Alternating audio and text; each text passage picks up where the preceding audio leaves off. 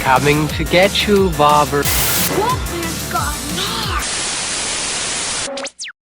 Three from Hell is a 2019 horror movie directed by Rob Zombie, and it stars Sherry Moon Zombie, Bill Moseley and Richard Brake. First off guys, I'm not going to do any reviews for House of a Thousand Corpses and The Devil's Rejects. I just don't have time to do that. But what I am going to do is, after I've done this review, I'm going to do an overall ranking of the three movies, so you probably get a mini review in that. Between the time Rob Zombie directed The Devil's Rejects and his latest movie, I think it was 31, I lost faith in him as a director. He's directed not very good movies since The Devil's Rejects. Halloween remake was not too bad, well, the second half of it anyway, but everything else after that, it was mostly all bad. So when I heard that there was going to be a third movie in this Devil's Rejects, the Three from Hell trilogy, I thought this isn't going to be a good idea. This story picks up directly after The Devil's Rejects, well the start of it anyway.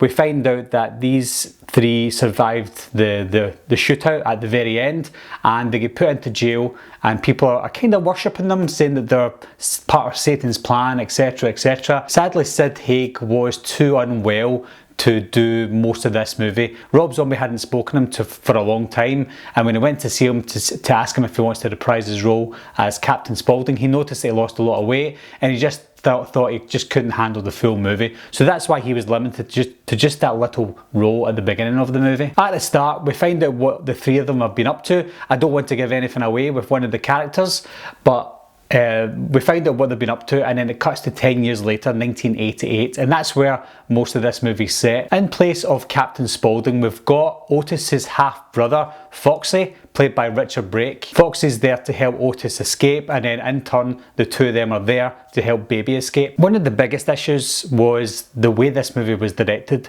Rob Zombie tried to be a little too clever in this. There was times when it done a little bit of a flashback scene when it was totally unnecessary. There was a scene when Baby was taken down to a cell and she was attacked by these two inmates, and then that scene was fine, but then they cut back to find out how she got down to this cell, and you're like, who cares how she got down to the cell? It doesn't really matter. I think Rob Zombie thought he was some sort of Quentin Tarantino when he directed this, and the choices that he made, that was just one of the bad ones. The dialogue felt like it was written by a teenager.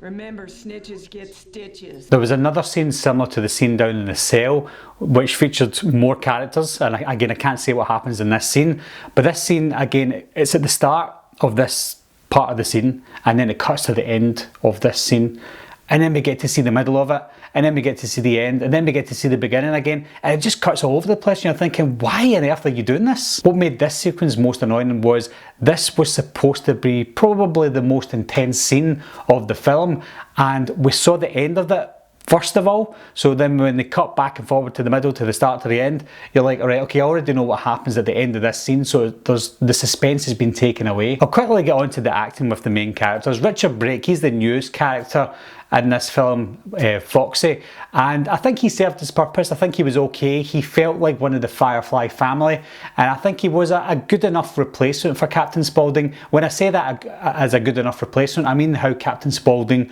probably would have been in this film.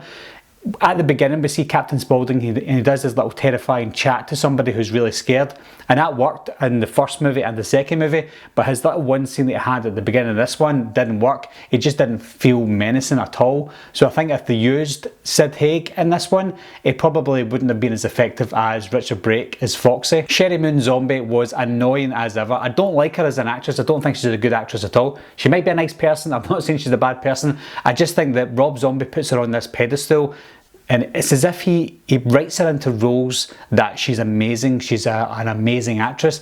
I actually quite enjoyed her in House of a Thousand Corpses because it was the first time I've seen her. I didn't know anything about her. She was annoying for the character, and that was fine, but she's too annoying in this. She's too whiny, she's too stupid, she's too smart as well. I think that Rob Zombie just wrote her character as this be-all, end-all character, and she's just not good at all. The standout for me, as always, was Bill Moseley as Otis. Bill Moseley as Otis scared me, not really, but He scared me as a character in House of a Thousand Corpses, and he was terrifying in The Devil's Rejects. In this one, he's not scary at all. That's probably the downside to his character in Three from Hell. But one thing I did like about him was, as weird as this sounds, he seems like a decent guy. He looks like the sort of person that you would want to hang about with. He seems so funny, obviously with all the craziness aside.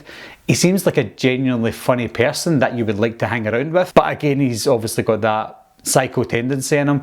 But yeah, I think that Bill Moseley again was the standout. Does anyone else think that Bill Moseley sounds and looks like Will Forte? I have no idea. I mean, truthfully, I never thought we'd make it this far. I took a year of acting at Akalani's high school, Mr. Egerton. Another issue I had was when we got introduced to another scene, when we got introduced to another character, it was your typical Rob Zombie character actor, and that put me off because, like I said, since The Devil's Rejects, all the characters and all the actors he brought into his movies, they're not bad actors, but we see them time and time again in bad movies, and then when you bring them all into one movie, it just reminds you of all the bad things that happened in all the Rob Zombie movies in the past. So any time I saw one of the Rob Zombie usual actors, I thought, oh, here we go again. Ultimately, this was another road movie like The Devil's Rejects. It was horror, but it was nothing like House of a Thousand Corpses, and neither was The Devil's Rejects. So this felt like more of a true sequel to The Devil's Rejects rather than House of a Thousand Corpses. But that begs the question as to why ruin a good thing? The Devil's Rejects ended so well, it just felt like this was a very pointless and unnecessary sequel. And because of that, it made me feel like The Devil's Rejects ending wasn't good anymore. I think it was a really good ending and they could have ended it there, but with this one coming into it, it felt like they're really crapping on the end of The Devil's Rejects. Near the end of the film, there's a showdown. Again, I'm not going to spoil anything, but the way Rob Zombie directed it, it's as if he wanted us to root for the Firefly family, which I found bizarre because that's not what we want to do. We want to hate this family, we want to see them get caught, but in this one, it makes them look like the good guys. He makes them look like the people who are being chased and we have to try and see them survive. So I didn't really get the point of that end. Overall, guys, if this was a standalone movie, I think that Rob Zombie is back to something good. He directed a good standalone movie, but because I know that this is a sequel to The Devil's Rejects, it just feels like a pointless sequel.